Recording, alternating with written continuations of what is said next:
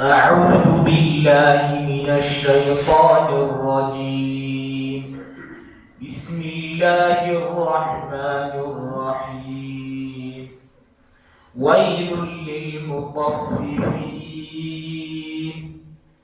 الذين إذا اكتالوا على الناس يستوفون وإذا كالوهم أو وزنوهم يخسرون ألا يظن أولئك أنهم مبعوثون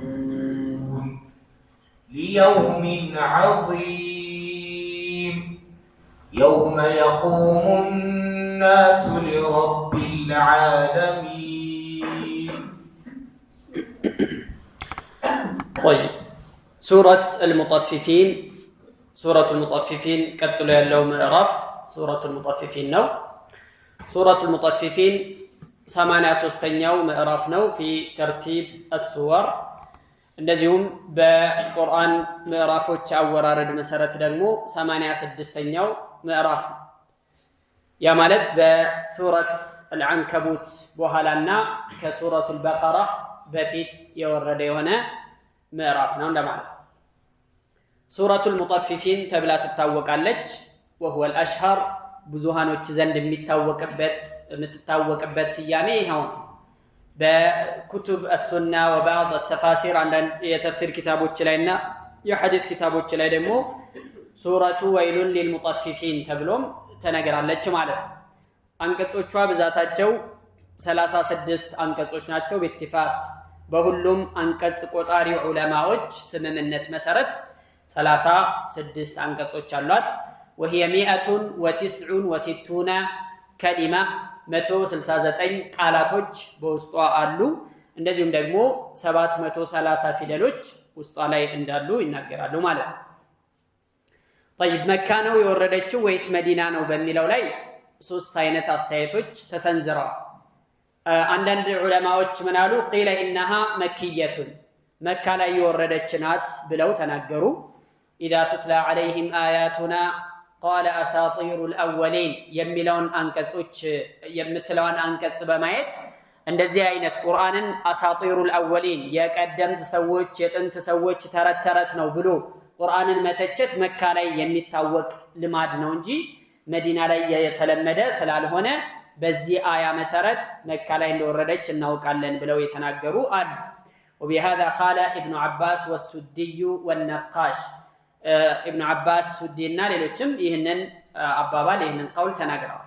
ከነሱም መካከል እንደው መካ ላይ ለመጨረሻ ጊዜ ከወረዱ ምዕራፎች የምትመደብ ናት ብለውም የተናገሩ አሉ። ሙቃቲል ደግሞ ምን አሉ? هي اول سوره نزلت بالمدينه መዲና ላይ የወረደችው የመጀመሪያ ምዕራፍ እቺ ናት ብለው ተናግረዋል። ያ ማለት መዲና ላይ የወረደች ናት፣ መዲና ላይ ለመጀመሪያ ጊዜ የወረደችው እሷ ናት ብለው ተናግረዋል። አብዱላህ ብን አባስ እንዲህ ይላል لما قدم النبي صلى الله عليه وسلم ነብዩ አለይሂ ሰላቱ ወሰላም ወደ መዲና የመጡ ጊዜ كانوا اخبث الناس كيلا መዲና ላይ የነበሩ ከሃዲያኖች ወይም ኩፋሮች በጣም ከይል ስፍርን በመስረቅ ላይ ወይም ስፍርን በማጉደል ላይ በጣም መጥፎ ሰዎች ነበሩ፣ በጣም ያጓድሉ ነበር። በዚህ ምክንያት ወይሉን ሊልሙጠፊፊን ስፍርን ለሚያጓድሉ ሰዎች ወየሁላቸው ብሎ አላህ Subhanahu Wa Ta'ala ይህንን አያ ሲያወርድ فأحسنوا الكيل بعد ذلك ከዚህ በኋላ ስፍርን በትክክል መሙላት ጀመሩ በማለት ይገልጻል። وقيل إن النبي صلى الله عليه وسلم لما قدم المدينة يا الله መልእክተኛ ወደ መዲና የመጡ ጊዜ እዛ መዲና ውስጥ አንድ አቡ ጁሃይና የሚባል ሰው ነበር። ومعه صاعان ሁለት መስፈሪያዎች ነበሩት። يكيل بأحدهما ويكتال بالآخر በአንደኛው መስፈሪያ ለመግዛት ለግዢ አገልግሎት ብቻ ነው የሚያውለው። ከሰዎች ሲገዛ በአንዱ መስፈሪያ ይጠቀማል፣ ለሌሎች ሲሸጥና ለሌሎች ሲሰፍር ደግሞ በሌላ መስፈሪያ ይጠቀም ነበር። መጠናቸው የተለያየ የሆነ መስፈሪያዎች ነበሩት። በሱ ምክንያት ነው የወረደችው ተብሎ ተነግሯል። አንዳንዶቹ መዲና ነው የወረደችው እቺ ምዕራፍ የመዲና ከወረዱ ምዕራፎች ናት ካሉት ሰዎች የተወሰኑት መጨረሻ አካባቢ ያሉት 8 አንቀጾች መካ ላይ ነው የወረዱት እነሱ ብቻ ሲቀሩ በማለት ይናገራሉ ማለት ነው። ምክንያቱም ካፊሮች በሙእሚኖች ላይ استهزاء ያደርጉ እንደነበር ይሳለቁባቸው ይስቁባቸው እንደነበረ የሚገልጹ አንቀጾች መካ ላይ እንደወረዱ ይናገራሉ ማለት ነው። وقال القرطبي وقال القرظي قرظي እንዲህ كان بالمدينة تجار يطففون الكيل مدينة ላይ አንዳንድ ስፍርን የሚያጓድሉ ነጋዴዎች ነበሩ። وكانوا يتبايعون بالقمار ونحوه በቁማርና መሰል ነገሮችም ይገበያዩ ነበር። ቁማር ጫወቱ ነበር ማለት ነው። فأنزل الله الآية በእነሱ ምክንያት አላህ አንቀጽን አወረደና ነብዩ አለይሂ ሰላቱ ወሰለም ወደ ገበያ ቦታ ወጥተው ይህንን አንቀጽ አነበቡላቸው። ይህንን ምዕራፍ አነበቡላቸው። وكانت عادة متفشية فيهم በጣም የተንሰራፋ ባህል ነበረ። ይህንን ሲያነቡላቸው ተስተካከለ በማለት ይገልጻሉ። ሶስተኛዎች ደግሞ ምን አሉ? وقال بعضهم نزلت السورة في الهجرة بين مكة والمدينة በመካና በመዲና መካከል ነው የወረደችው። ሂጅራ እየወጡ የአላህ መልእክተኛ ከመካ ወጥተው መዲና ሳይገቡ በፊት ነው የወረደችው እቺ ምዕራፍ አሉ።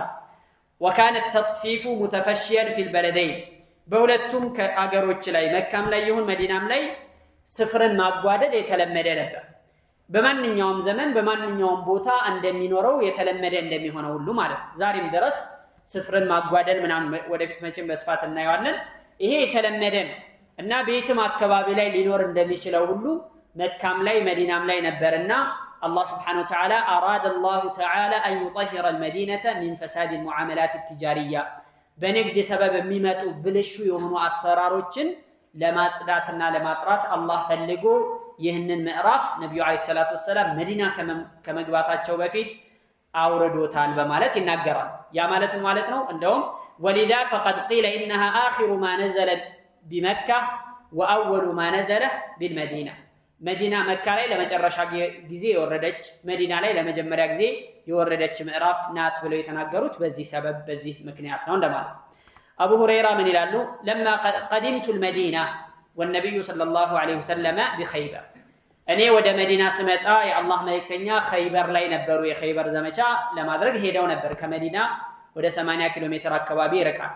ورجل من بني غفار يؤمهم في الصبح من بني غفار كبنو غفار ጎሳ የሆነ አንድ ሰው ሱብሂ ሰላት ያሰገዳቸው ነበር መዲና ላይ የአላህ መልእክተኛ ነበሩ። فقرأ في الأولى كاف ها يا عين صاد በመጀመሪያው ረክዓ ላይ ሱረቱ መርየምን ቀራ። በሁለተኛው ረክዓ ላይ ደግሞ ወይሉ للمطففين ቀራ። ከዛ ሲቀራ وكان عندنا رجل له مكيالان እኛ ጋር ደግሞ አንድ ሰው ነበረ ሁለት መስፈሪያ የነበረው ሰው እያለ አቡ ሁረይራ ነው። ሚክያሉን ከቢር ወሚክያሉን ሰጊር አንድ ትልቅ መስፈሪያና ሌላ ትንሽ መስፈሪያ አለው። يعطي بهذا ويأخذ بهذا ظاهሩ ሲታይ ልብ በሉ እነዚህ መስፈሪያዎች ውጫዊ ገጽታቸው ተመሳሳይ ነው። ውስጣቸው ወይ ተቦርቡሮ ወይ በሆነ ዘዴ አንደኛው ትልቅ ነው አንደኛው ትንሽ ነው ውስጡ የሚይዙት መጠን ማለት ነው። እና ሁለት መስፈሪያዎች ነበሩት። በዚህኛው ይቀበላል በዚህኛው ይወስዳል በዚህኛው ይሸጣል በዚህኛው ይገዛልና ይሄንን አያ ስሰማ ወይሉን للمطففين الذين اذا اكتالوا على الناس يستوفون واذا كالوهم او وزنوهم يخسرون እያለ አንቀጹን ሲቀራ ስሰማ ጊዜ فقلت ويل لفلان እከሌ ያለቀለት ማለት ነው ወየሁለት ብዬ ተናገርኩኝ በውስጤ ብሎ ይላል አቡ ሁረይራ ማለት ያ ማለት ሰላቱ እየተሰገደ የቁርአን ሲቀራ ራሱ እያስተነተነና እያሰበ ስለነበር ነው የሚናገር። طيب موضوع السوره የዚች ምዕራፍ موضوع ምን ጉዳይ ነው የምትዳስሰው ሲባል ወደ 5 አካባቢ ነገሮችን ይጠቅሳል። የመጀመሪያው እቺ ምዕራፍ ከሷ በፊት ከነበረችው ከሱረቱል ኢንፊጣር ጋር በጣም ተያያዥነትና ተመሳሳይ አይነት ይዘት አላቸው። እዛ ላይ አብራርና ፉጃር የተባሉ መልካሞችና መጥፎች ተገልጸው ነበር። ያኒ ሳይዘረዘር ሳይብራራ ማለት ነው። ከዛ ወደዚህኛው ምዕራፍ ሲመጣ ሱረቱል ሙጠፊፊን ላይ በዝርዝር ባህሪያቸው ምንድነው ሁኔታቸው ወደፊት ቢጠብቃቸው ምንድነው የሚባለው ነገር በጠቅላላ ተዘርዝሮ ተነገረ ማለት ነው። አኺራም ላይ የተዘጋጀላቸው ነገር ምንድነው የሚለው ነገር እንዳለ ተብራራ። የመጀመሪያው ይሄ። ሌላኛው እቺ ምዕራፍ በመጀመሪያ ላይ የምትጀምረው ወደ 6 አካባቢ አንቀጾችን ስፍር የሚያጓድሉ ሚዛንን የሚሰርቁ የሚያጭበረብሩና የሚያታልሉ የሆኑ ሰዎችን እነሱ ላይ በመዛት ነው የሚጀምረው። ወይሉን للمطففين ቁርአን ውስጥ ወይሉን ብለው የሚጀምሩ 2 ምዕራፎች አሉ። አንደኛው ወይሉን للمطففين ነው ይሄ ምዕራፍ ነው። ሁለተኛው ደግሞ ወይሉን ሊኩሊ ሁመዘቲን ሉመዛህ የሚለው ምዕራፍ ነው። እሱን አሳልፈናል። ሁለቱም ምዕራፎች ወይሉን ብለው የጀመሩት ምዕራፎች የመጀመሪያው ፊ አዕራድ ናስ ነው። የሰዎችን ክብር፣ የሰዎችን ማንነት፣ የሰዎችን ስብዕና ከማጉደፍ ጋር የተያያዘ ነው። ወይሉን ሊኩሊ ሁመዘቲን ሉመዛህ የሚለው ምዕራፍ። እዚህ ቦታ ላይ ደግሞ ወይሉን ሊልሙጠፊፊን የሚለው ደግሞ የሰዎችን ሐቅ፣ የሰዎችን ገንዘብ በተመለከተ ሁለቱም አያችሁ። ወይሉን ብሎ የሚጀምረው ቁርአን ውስጥ ሁለቱ ብቻ ነው ምዕራፍ ማለት አንድ ምዕራፍ ወይሉን ብሎ የሚጀምር ምዕራፍ ይህና ሱረት አልሁመዛ ላይ ያሉት ምዕራፎች ናቸው። ሁለቱ ናቸው። አንደኛው ስለ ሰዎች ገንዘብ ነው የሚናገረው፣ ስለ ሰዎች ሐቅ ነው የሚናገረው። ሁለተኛው ደግሞ ስለ ሰዎች ክብር ነው የሚናገረው። እንግዲህ የሰዎችን ሐቅ መብላት፣ የሰዎችን ክብር ማጉደፍ ምን ያክል ከባድ እንደሆነ በዚህ መረዳትና ማወቅ እንችላለን ማለት ነው። ታዲያ ሰዎችን የሚያጭበረብሩ የሆኑ ሲባል በስፍር ሊሆን ይችላል፣ በሚዛን በክብደት በሚዛን ሊሆን ይችላል፣ በርዝመት በሚለካ ነገር ሊሆን ይችላል። ዘርፈ ብዙ የሰዎችን ሐቅ ማጓደል ሲባል በጣም በብዙ የሚታይና በብዙ የሚተነተን የሚዘረዘር የሆነ ነገር ነው። ሌላን ሰው የሚጨቁን ሰውን የሚበድል የሆነ ሰው ይሄም ስፍርን እንዳጎደለ ይቆጠርበታል። ወለዚ ينتقص من وقت العمل ሰው የተቀጠረ ከሆነ ሰራተኛ ከሆነ ሰዓት የሚያጓደል ከሆነ የሚያረፍድ ከሆነ እንደዚሁ የሚቀር ከሆነ ስፍር እያጓደለ ነው ይባላል። فقد نقص الكيل والوزن والذي يعامل الناس بمكيالين ሰዎችን በሁለት መስፈሪያ የሚገበያይ የሆነ ሰው ለሚከበሩ ሰዎችና ለማይከበሩ ሰዎች ለሸሪፍና ለወዲዕ ብሎ ዝና ላለው ክብር ላለውና ለሌለው እያለ በዚህ መልኩ ሚለያየም ከሆነ ይሄም ሙጠፊፍ ከሚባሉት ውስጥ ይካተታል ይገባል ማለት ነው። ሁለት ሚስቶች ወይም ከዚያ በላይ ሚስቶች ኖረውት ሚስቶችን አድል ማያደርግ ከሆነ በፍትህ ማያስተዳድር ከሆነ ሐቃቸውን በትክክል የማይወጣ ከሆነ ሙጠፊፍ ይባላል። ልጆቹን በትክክል በልጆቹ መካከል የሚለይ ከሆነ ለአንዱ ሰጥቶ ለሌላኛው ማይሰጥ ከሆነ ለአንዱ ሰጥቶ ለሌላኛው የሚከለክል ከሆነ እዚህ ውስጥ ይገባል፣ ሙጠፊፍ ይባላል ማለት ነው። ዘርፈ ብዙ ነው። ሚዛን አስቀምጦ ማጭበርበር ብቻ አይደለም፣ በብዙ አይነት መልኩ የሚታይና በብዙ ነገር ውስጥ የሚገባ ነው። ስለዚህ ነገር በስፋት የሚዘረዝር ምዕራፍ ነው ማለት ነው። ሌላኛው ከሚዘረዝረው ነገር መካከል ስለ ፉጃሮችና ስለ አብራሮች፣ ስለ መልካሞችና ስለ መጥፎዎቹ እንደዚሁ በስፋት ይናገራል፣ በስፋት ይዘረዝራል። የነሱ የሥራ መዝገባቸው ያደረጉት ነገር የሚቀመጥበት ቦታ የት እንደሆነ ሁሉ በስፋት በሰፊው የሚናገር ይሆናል። አስተውላችሁ ከሆነ ይህም ምዕራፍ ከዚህ በፊት ያየናቸው ምዕራፎች በጠቅላላ ተያይዘው በዋናነት የሚናገሩት በዋናነት የሚመክሩት አኺራን ስለማስተካከል ነው። መጪው ዓለምን አኺራህን እንድታበጅ አኺራህን እንድታስተካከል ቤትህን ዛሬ ላይ ሆነ እንድትገነባ የሚመክሩ ነገሮች ናቸው በብዛት ያለፉት ማለት ነው። ሁሉም ምዕራፎች ላይ በሚባል ደረጃ እነዚህ ነገሮች አይተናል። ስለዚህ ምን ያክል ተግባራዊ እያደረግናቸው ነው፣ ምን ያክል ራሳችን ላይ አምጥተናቸዋል የሚለውን ሁላችንም ራሳችንን ልናይና ልንመረምር የሚገባ የሆነ ነገር ነው ማለት ነው። በመጨረሻው ላይ ይቺ ምዕራፍ የምትናገረው ሙእሚኖች ዱንያ ላይ እያሉ የሚያጋጥማቸውን ከካፊሮች በተለይ የሚደርስባቸውን የተለያዩ መጥፎ ነገሮች ሙቃበላ እንደሚኖር ዛሬ ላይ በተሳለቁባቸው ሰዎች ላይ በኢማናቸው ምክንያት ማለት ነው አኺራ ላይ እንደሚስቁባቸው በዙፋናቸው ላይ ባልጋቸው ላይ ዘና ብለው ተቀምጠው እነሱ ላይ እንደሚስቁባቸው አላህ Subhanahu Wa Ta'ala ይናገራል። فاليوم الذين آمنوا من الكفار يضحكون ዛሬ እነዚያ ያመኑ የሆኑ ሰዎች ከበካዲያኖች ላይ ይስቁባቸዋል። على الارائك ينظرون በተመቻቸ አልጋ ላይ ሆነው በባለ አጎበር አልጋ ላይ ቁጭ ብለው እየተመለከቱ ይሳለቁባቸዋል ብሎ አላህ Subhanahu Wa Ta'ala ተናግሯል። الجزاء من جنس العمل ስራ የሚከፈለው ደሞዝ የሚከፈለው በስራ መጠን ነውና መልካም የሰሩ ሰዎች በዛ አይነት መልኩ ዛሬ ላይ የተሳለቁባቸው ያፌዙባቸው የቀለዱባቸው ሰዎች ሁሉ ነገ ከባድ ነገር እንደሚጠብቃቸው